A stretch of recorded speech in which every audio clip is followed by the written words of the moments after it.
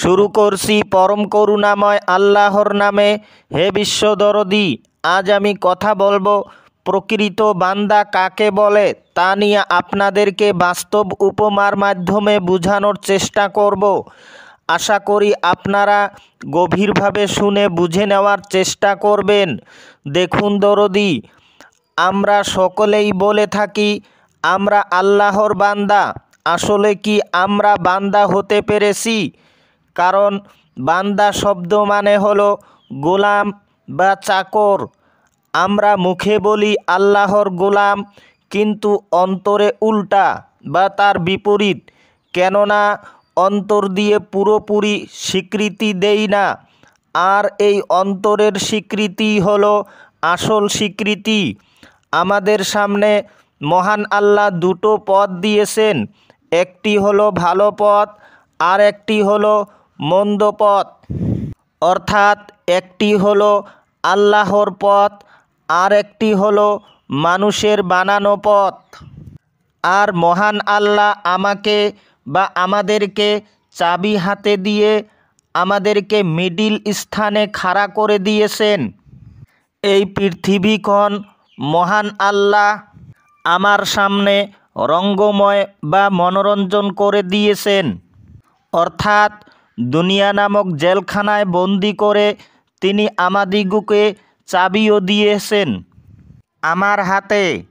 আর আমার মহান আল্লাহ বিচারক হিসেবে তিনি আমাদেরকে দেখতেছেন এবং পরীক্ষা নিচ্ছেন যে আমার বান্দা আমার পথ গ্রহণ করে নাকি শয়তানের পথ গ্রহণ করে, অর্থাৎ মানুষের বানানোর পথ।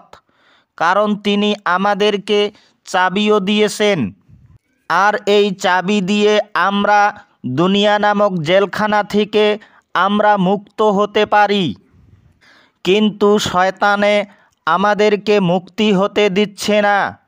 কিন্তু যারা চালাক বা চতুর বান্দা, তারাই একমাত্র এই মহান আল্লাহর পরীক্ষা বুঝে নিয়ে পরম আনন্দে জীবনযাপন করতেছেন। অথচ তারাও এই সংসার করছে, কারণ তারা হলো আল্লাহর নেক বান্দা। তারা তো লোভী নয়, তারা যা কিছু করে থাকে একমাত্র আল্লাহর সন্তুষ্টির জন্যই করে থাকে।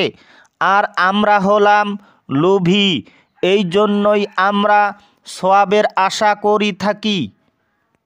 কেননা আমরা যাহা কিছু করে থাকি শুধু আমাদেরকে সওয়াব লাগে। আমি একটি বাস্তব উপমা দিচ্ছি আপনাদেরকে। দেখুন,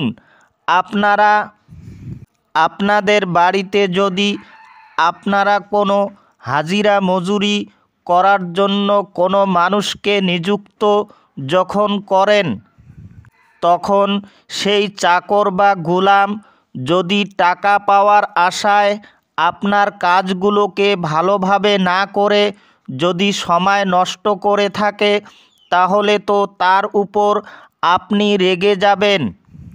আর যদি সে অর্থাৎ চাকর মনে প্রাণে আপনার কাজগুলোকে নিজের কাজ মনে করে তা করে থাকে, তাহলে তো আপনি তাকে আপন করে নেবেন।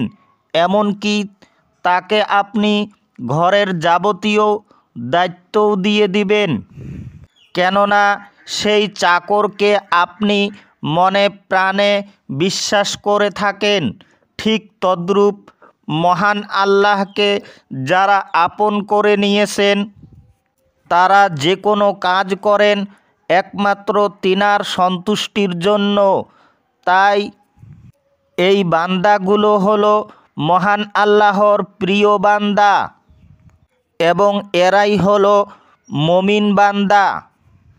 তাই হে দরদী, আপনারা লোভী না হয়ে একমাত্র মহান আল্লাহর সন্তুষ্টির জন্য কাজ করেন। কেননা তিনি তো এই মানুষকে মহান আল্লাহর অর্থাৎ তেনার খলিফা বানিয়েছেন। এই দুনিয়াতে তিনি আমাদেরকে খলিফা বানিয়ে পাঠাইয়েছেন। তিনি বলেন, সুম্মা জাআলনাকুম খলাইফা ফিল আরদি মিন বা'দিহিম লিনানজুরা কাইফা তা'মালুন। অর্থ, তোমাদেরকে আমি আমার প্রতিনিধি বানাইলাম এই জমিনের উপরে, এবং আমি দেখব তোমরা কে কি করো। হে দরদী, আপনারা অনেক জ্ঞানী গুণী, আপনারা আমার কথাগুলোকে বিচার বিশ্লেষণ করবেন। আজ এতটুকু বলে আপনাদের সকলের মঙ্গল কামনা করি আমার কথা শেষ করছি। খোদা হাফিজ।